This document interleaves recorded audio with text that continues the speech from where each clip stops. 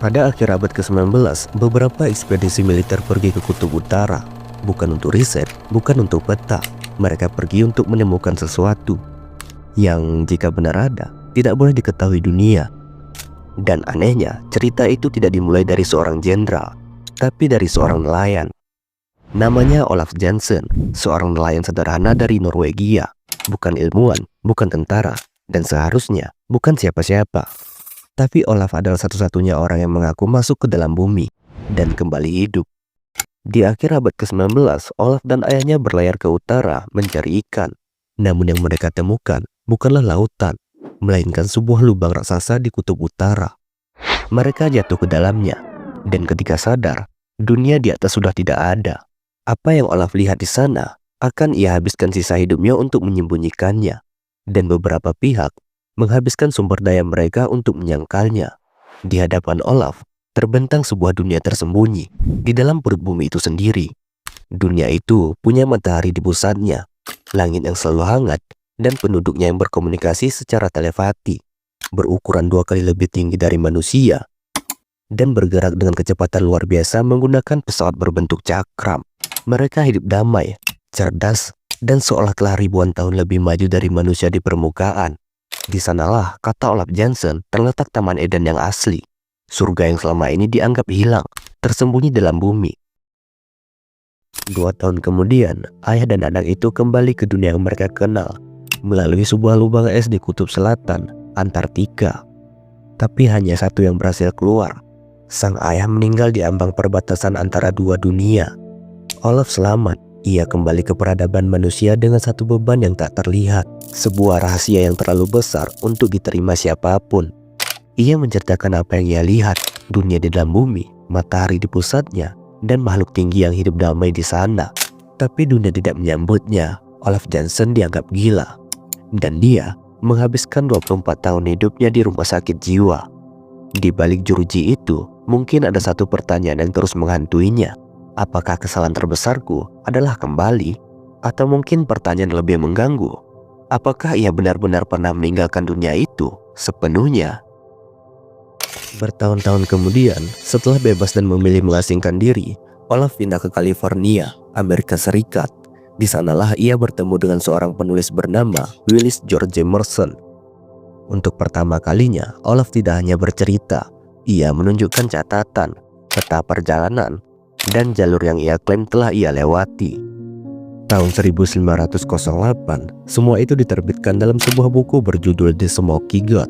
Kisah itu nyaris terkubur oleh waktu, hingga 6 dekade kemudian, pada 23 November 1968, satelit cuaca Amerika, ISSA-7, mengambil foto kutub utara di bawah langit yang benar-benar cerah, dan di antara lapisan es itu, terlihat sebuah anomali gelap berbentuk lingkaran besar. Saat itulah pertanyaan lama muncul kembali. Apakah Olaf Jansen hanya seorang nelayan yang kehilangan akal sehatnya? Atau seseorang yang mengatakan kebenaran terlalu cepat? Kisah, mitos, dan misi rahasia yang berkaitan dengan bumi berongga atau Hollow Earth tak terhitung jumlahnya. Tentu saja ada banyak spekulasi mengenai hal itu. Jika kamu mengikuti cerita ini hingga ke akarnya, kamu akan menemukan satu pola yang terus berulang. Selama berabad-abad, teori bumi berongga telah menggugah imajinasi dan gairah manusia. Selama bertahun-tahun, teori ini dicemooh, dianggap fantasi, dan menjadi bahan lelucon. Namun tetap menarik perhatian dan terus mendapatkan pengikut baru. Konsep menakjubkan ini juga muncul di hampir semua agama dan kebudayaan yang mengisahkan tentang dunia tersembunyi di bawah permukaan bumi. Tokoh mitologi seperti Orpheus dan Odysseus mencari kebenaran dan orang yang mereka cintai di kedalaman bumi. Dalam ajaran Kristen, neraka berada di bawah tanah.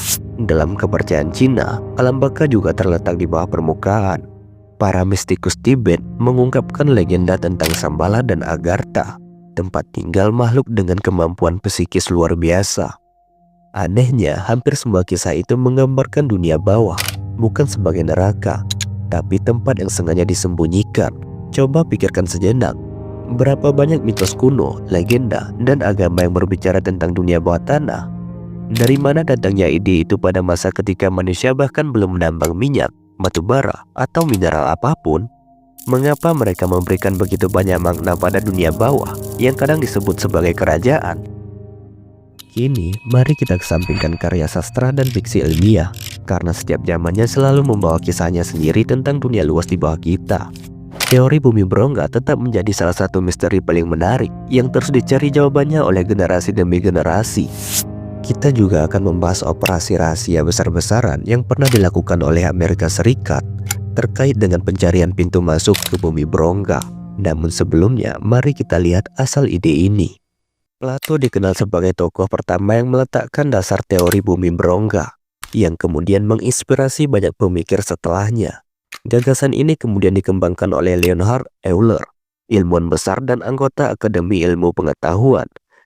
Ia menggambarkan bumi sebagai bola berongga dengan matahari di pusatnya, sumber cahaya dan kehidupan bagi benua-benua di dalamnya.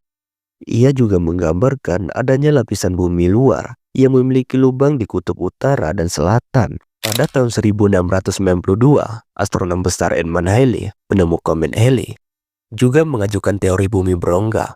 Ia berhipotesis bahwa bumi terdiri dari beberapa lapisan bola konsentris dengan atmosfer tersendiri dan kutub magnetik masing-masing. Di pusatnya, kata Halley, terdapat inti sebesar Venus, Mars, dan Merkurius yang berputar dengan kecepatan berbeda. Menurutnya, aurora adalah hasil dari keluarnya udara atmosfer bagian dalam bumi. Pertanyaannya bukan apakah mereka benar, tapi mengapa begitu banyak ilmuwan berani mempertaruhkan reputasi mereka. Seorang insinyur Amerika bernama Cliff Syme menyatakan bumi itu berongga dan dapat dihuni dari dalam. Pada 15 April 1818, ia mengajukan petisi kepada Kongres AS untuk mendanai ekspedisi mencari jalan masuk ke dalam bumi. Suratnya berbunyi, "Kepada seluruh dunia, saya menyatakan bahwa bumi itu berongga dan dapat dihuni dari dalam. Ia terdiri dari beberapa bola padat yang tersusun satu di dalam yang lain, dan memiliki lubang kutub di utara. Saya membutuhkan 100 orang pemberani yang berpikiran sama untuk berangkat dari Siberia dengan rusa dan kereta salju. Saya menjanjikan bahwa kita akan menemukan tanah yang hangat dan kaya, berlimpah mineral, hewan, dan mungkin manusia juga." Apakah pemerintah memberinya dana? Tentu saja tidak. Tapi ia menjadi terkenal dan mendapat banyak pengikut. 100 tahun kemudian, topik ini kembali populer. Kali ini pada tingkat yang belum pernah terjadi sebelumnya. Seorang insinyur Jerman bernama Hans Haubiger, pencetus doktrin es abadi, percaya bahwa bumi berongga dan suatu hari nanti manusia harus berlindung di sana ketika bulan jatuh ke bumi. Ide ini sangat diseriusi oleh Hitler yang kemudian mengirim ekspedisi ke Antartika pada 1938. Mereka mengklaim wilayah luas yang kemudian disebut New Sueby di kawasan Queen Maud Land. Setelah Perang Dunia II berakhir, ditemukan dokumen bahwa kapal selam Jerman menemukan sistem gua bawah tanah luas di kawasan itu. Laksamana Kardonich pernah berkata, "Para pelaut saya telah menemukan surga sejati di bumi." Beberapa waktu kemudian, ia berkata misterius, "Armada kapal selam Jerman bangga telah menciptakan bagi sang pemimpin benteng tak tertembus di ujung dunia." Banyak yang percaya maksudnya adalah markas rahasia bawah tanah di Antartika, dikenal dengan Base 211. Setelah perang, pada tahun 1946, Angkatan Laut AS di bawah komando Laksamana Richard Burr meluncurkan operasi High Jump, ekspedisi besar ke Antartika dengan 4.800 orang, 25 pesawat, kapal induk, kapal selam, dan kapal tanker. Namun hanya 30 hari setelah tiba, operasi ini tiba-tiba dihentikan dan dokumennya diklasifikasikan rahasia. Dalam satu laporan surat kabar Chili tanggal 5 Maret 1947 tertulis, Laksamana Burr menyatakan bahwa Amerika Serikat harus segera mengambil tindakan pertahanan terhadap wilayah yang bermusuhan. Setelah Burr meninggal pada tahun 1957, catatan hariannya ditemukan. Ia menulis, "Saya menulis catatan ini secara rahasia dan tidak sepenuhnya memahami apa yang terjadi. Kebenaran terkadang melampaui logika. Kami diserang oleh piring terbang yang muncul dari air, menyerang dengan sinar aneh dan menyebabkan kerusakan besar. Mereka melayang tanpa suara dan menembakkan api mematikan." Apakah operasi High Jump dihentikan karena diserang oleh alien, makhluk dari dalam bumi, atau bahkan sisa pasukan Nazi? Pada tahun 1935 didirikan organisasi rahasia Nazi bernama ANNR yang meneliti okultisme dan mitisme dengan dana langsung dari rezim Hitler. Mereka mencari pengetahuan kuno, termasuk teks Hindu Weda yang menggambarkan pesawat terbang para dewa bernama Vimana dengan detail ukuran, bahan bakar, dan kecepatan. Jika semua ini salah, mengapa begitu banyak operasi militer dan dokumen dikunci rapat hingga hari ini? Apakah mungkin Hitler menemukan teknologi Vimana dan membangun oasis rahasia di bawah bumi? Apakah bertempur melawan pesawat seperti itu di kutub?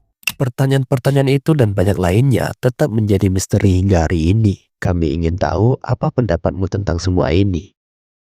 Mungkin surga bukan di langit, tapi di bawah tanah, menunggu untuk ditemukan kembali.